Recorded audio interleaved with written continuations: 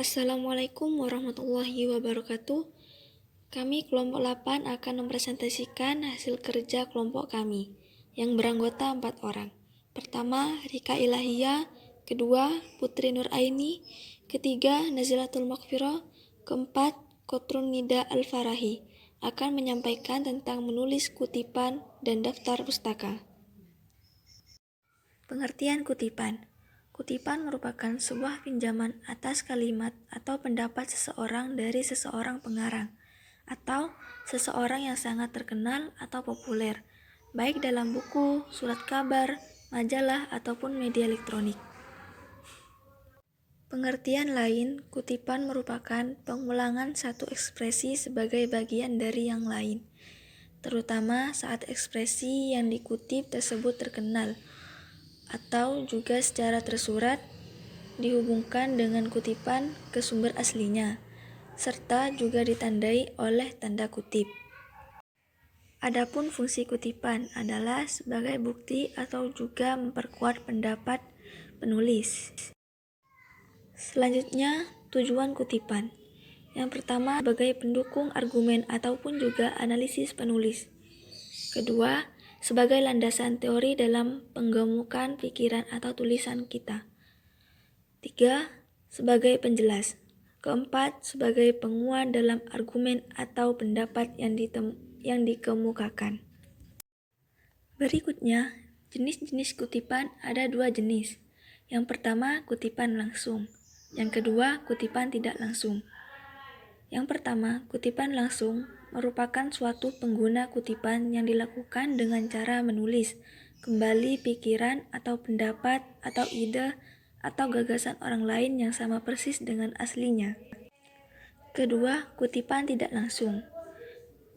Kutipan tidak langsung merupakan kutipan yang dilakukan oleh penulis dengan cara mengambil pikiran atau ide, gagasan, pendapat orang lain, kemudian menyampaikan sebuah karya penulis itu dengan kalimatnya sendiri.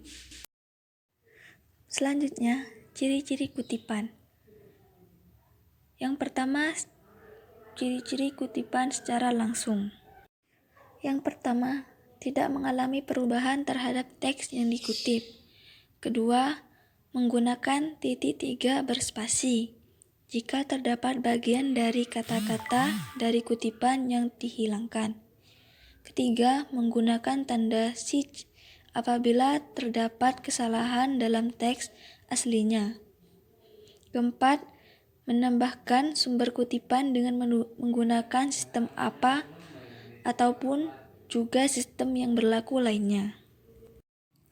Adapun ciri-ciri kutipan tidak langsung diantaranya, yang pertama, mengalami perubahan kalimat pada teks yang dikutip. Kedua, tidak adanya suatu perubahan ide pikiran dari pendapat orang yang dikutip. Ketiga, disampaikan sesuai pemahaman penulis terhadap teori yang dikutip. Yang keempat, diakhiri dengan nomor kutipan tanpa tanda petik 2. Pengertian daftar pustaka. Menurut KBBI adalah daftar yang mencantumkan judul, buku, nama, pengarang, penerbit yang ditempatkan pada bagian akhir suatu karangan atau buku dan susunan berdasarkan abjad. Melalui daftar pustaka yang disertakan pada akhir tulisan, para pembaca dapat melihat kembali pada sumber aslinya.